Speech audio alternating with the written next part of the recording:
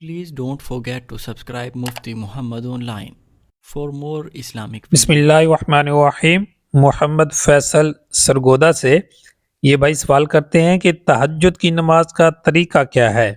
اس نماز کا وقت کب شروع ہوتا ہے اور کب ختم ہوتا ہے؟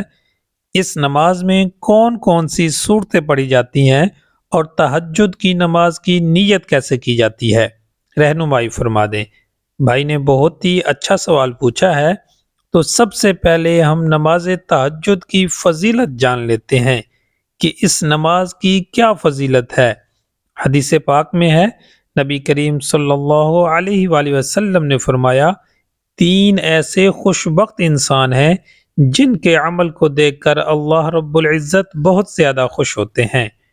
پھر ارشاد فرمایا کہ سب سے پہلے نمبر پر وہ شخص ہے جو رات کے وقت اٹھ کر تہجد کی نماز پڑھتا ہے۔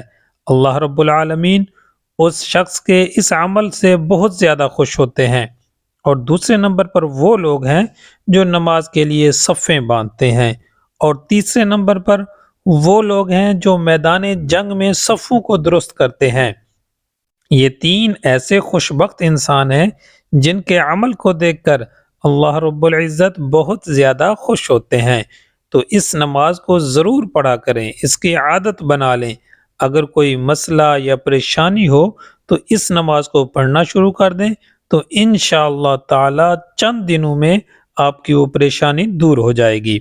اب یہ سمجھیں کہ اس نماز کا وقت کب شروع ہوتا ہے۔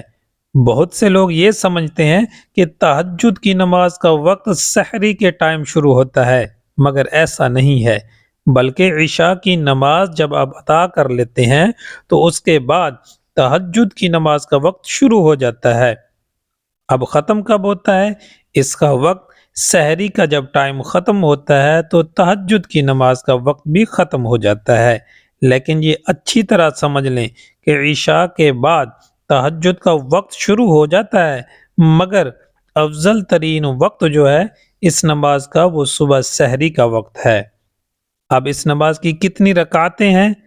اس نماز کی کم سے کم 2 رکعت پڑھ سکتے ہیں اور زیادہ سے زیادہ 12 رکعت پڑھ سکتے ہیں۔ اگر وقت ہے تو کم سے کم 4 رکعتیں تو ضرور پڑھیں۔ اب اس میں کون کون سی صورتیں پڑھنی ہیں؟ تو بہت سے لوگ یہ سمجھتے ہیں اس میں کوئی خاص صورتیں پڑھی جاتی ہیں، تو ایسا کچھ بھی نہیں ہے۔ اس میں جو صورتیں آپ کو اچھی طرح تلفظات کے ساتھ، ادائیگی کے ساتھ یاد ہوں، آپ پڑھ سکتے ہیں۔ اب نیت کیسے کرنی ہے؟ نیت دل کا پختہ ارادہ ہے، زبان سے یہ کہنا ضروری نہیں ہے، دل میں کہہ دیا تہجد کے نوافل پڑھتا ہوں یا پڑھتی ہوں، یہ کافی ہے۔ اب رہی بات کہ تہجد کے لیے سونا ضروری ہے، تو اس کا جواب یہ ہے کہ تہجد کے لیے سونا یہ ضروری نہیں ہے، بغیر سوئے بھی پڑھ سکتے ہیں۔ البتہ نبی کریم صلی اللہ علیہ وآلہ وسلم کا معمول تھا کہ رات کے آخری پہر میں بیدار ہو کر تہجد کی نماز ادا کرتے تھے، اور یہی وقت تہجد کی نماز کے لیے افضل ہے۔ امید ہے آپ کو میری بات سمجھ آ گئی ہوگی۔ اللہ تعالی ہم سب کو عمل کرنے کی توفیق بخشے، آمین۔